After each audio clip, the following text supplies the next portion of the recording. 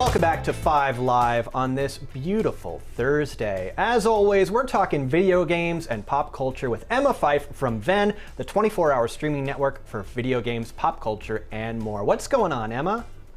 You know, just I went back to the movies finally. Yeah. I actually saw both the #1 and #2 grossing pictures at the box office this weekend. One of which I think we're going to be talking about on the show today. Wait, what is the second one? Mr. Nobody or Nobody? No, or whatever? no. No, I have seen Nobody, though. I actually got to go to a screening of it on the Universal lot, and it's amazing, and I highly recommend. Cool. No, so the top 2 movies at the box office this weekend were Mortal Kombat and the Demon Slayer movie. Demon Slayer, that's right. That's right. Mm-hmm. I'm surprised that one was. I mean, I'm not a big fan of that anime per se, but lots of people were really posting about it online, and they said it was a really good movie. I was like, wow. I believe at this point it is the top grossing foreign language release in the history of the United States as far as an opening box office goes. Impressive. Wow. And that is so impressive considering how many people aren't willing to go back to the theater right now. So that is crazy. Well, Emma, from Sonic the Hedgehog to Mortal Kombat, video games continue to get this Hollywood treatment. So video games are becoming bigger, more successful than ever. What is the future for video game movie adaptations? Well, I certainly hope that they are better than most of the ones that we have seen so far. They're notoriously not great, but people keep going to see them, and now they're starting to get some major star power behind them as well. Michael B. Jordan is set to star in a film based off the popular Rainbow Six Siege games. Tom Holland is going to be playing Nathan Drake in the Uncharted movie. The Last of Us is getting a television series starring the Mandalorian himself. And yeah, I mean, we also know there's been a lot of news about the casting of the Borderlands movie, and there's going to be a Metal Gear Solid movie with Oscar Isaac. So it's blowing up. I have been waiting for years for the Metal Gear Solid movie. It's my favorite video game. And a movie had been talked about way back in 97, 98 when the PS1 game came out. But like you pointed out, video game movies notoriously not good. I mean, from the Super Mario Brothers movie, lest we forget Prince of Persia, Assassin's Creed, not so good. I like to forget Prince of Persia. Yeah. Oh no. I think Jake Gyllenhaal also does. Mario Brothers movie. I'm not fully going to defend the Mario Brothers movie per se, but there was a strong concept there. You know, the filmmakers went, what if Super Mario Brothers but Blade Runner and kids? Right. Which, hey, I mean, they swung for the fences. Yeah, it's interesting because, I watched the Mortal Kombat movie this weekend. I did see it in the movie theater, which was super fun. I'm not going to say the movie was good, but it was extremely watchable. What? I thought it was good. I liked it. I liked the way... And you didn't see it in theaters, right? Or did you? No, I saw it at home. I saw it from the comfort of my bed. That's so interesting because you would think the person who saw it in its big, grand, intended, that's a good point. area was the one to like it more, but you saw it on a regular TV at home and liked it more. The whole time I was waiting for Scorpion, and Scorpion, Don't be disappointed. He's there. So yes. Yeah. No. And I will say this, that it's not really a spoiler, I don't think, based on what people have been saying about it publicly, to say that this movie is sort of a prequel setting up future Mortal Kombat tournament situations. Yeah. But I think that this movie, the most interesting stuff about it was the kind of backstory and dynamic between Sub-Zero and Scorpion. That all really, really worked for me. So if they just made a Scorpion and Sub-Zero movie, I would have been all in. But again, it's let me be very clear. I liked it. I don't think it was a great film, but it was quite enjoyable. I really like the gory part of it and the fatalities. Yeah. I wish they could have included. It was a missed opportunity, but if you remember from the original game, they would have some random glitch. Some guy just coming up saying "Whoopsies." Yes, I wish they would have. Yeah. You missed that aspect. You missed the whoopsie guy. Emma, Call of Duty, one of the most popular video game franchises of all time, and during this last year, the popularity has only grown with the introduction of Warzone. The game recently hosted an in-game event that introduced a new map, new game modes. Can you tell us more about this? Yeah, I mean, basically, again, New game mode, new map, Battle Royale Elimination Challenge. The map's premiere drew in over 2.3 million viewers on Twitch, YouTube Gaming, and Facebook Gaming as streamers explored and battled in the new territory. Here's the thing about this event. It got extremely mixed reviews, actually, but I think that people were so intrigued by this bizarre way that they did it, that people just showed up for it. Because basically it was like, it's part one of an event, but part one was divided into like part one, and part one, part two. Yeah. And when you finished part one, you had to then wait 2 hours to get part two.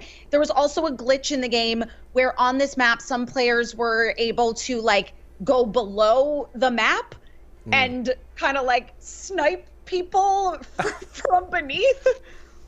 That's wild. Look, I have been playing a lot of Call of Duty Warzone. I tried to get into the in-game event. There was like a huge lobby. I couldn't get into a server. So then I tried to stream it, and then like the streamers that I were watching were having issues in their lobbies. Like the game was, they were getting booted from the lobbies and getting kicked out. And I was just like, you know what?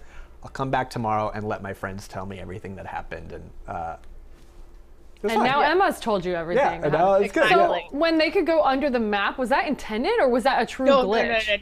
No, that was a glitch. Oh, in fact, my gosh. Activision released a statement that they're like, hey, we're working on patching that right now. Oh my gosh. Not like a cool cheat code people found out that like, no, not intentional. Yeah. No, totally not intentional. Yeah.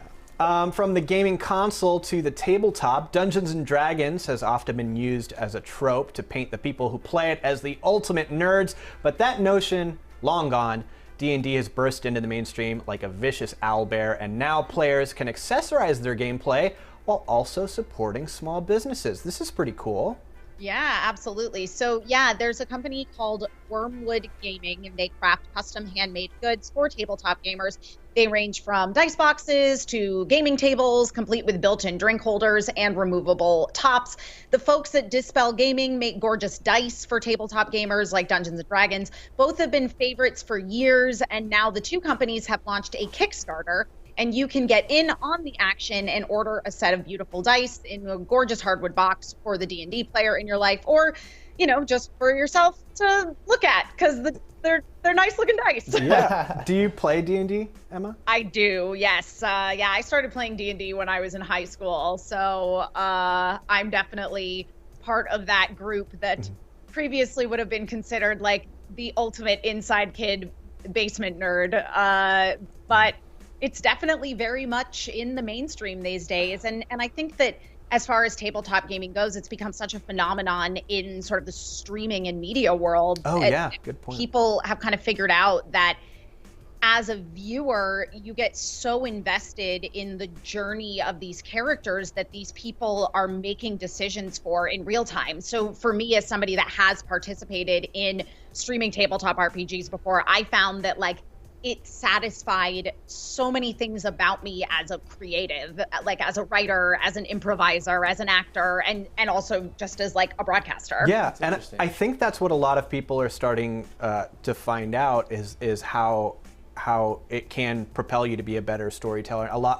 We hear about a lot of actors now that play it, a lot of filmmakers play it. Yeah. A lot of people that used to play it are now making huge shows and movies in Hollywood. So when it becomes a plot line in Riverdale, right. Dungeons and Dragons, which they didn't call it that, of course, is mainstream. Of course. Yeah. When it takes the turn to YA, like romance crime, I think we've made the tide has turned for Dungeons and Dragons. And this so reminds me of in the movie 17 again, when Zac Efron's like best friend grows up to be this super wealthy tech nerd and is super rich, so he buys all the really cool nerdy things. It's like the age group is now old enough to have money, so now they can buy beautiful dye, for their tabletop game. Oh yeah, and I know people that who play Dungeons & Dragons or various other D20 based tabletop role-playing systems, and whenever they're embarking on a new campaign that they know is going to be running for a while, they will like buy a new set of die specifically for their new character. Yeah, this story reminded me of, I played a little bit of D&D a while ago, haven't played much lately, but I do remember getting like my first set of die, like my own set that I chose the color and everything. I was like, ooh, these are mine. And it is it's a cool feeling. Yeah, I think I got mine at a local comic shop that also had a lot of like Warhammer minis. And they certainly sold D&D rule books and dice there as well. I don't mean to sound I've never played. Can you play for money? Is that possible? Where can Robert find interest? A lot of the time people do play for charity. Participating in a D&D charity event. Well, we consider ourselves charity cases in some ways. So, Emma, thank you so much for joining us on 5 Live. Where can people go to see more from you and from Venn?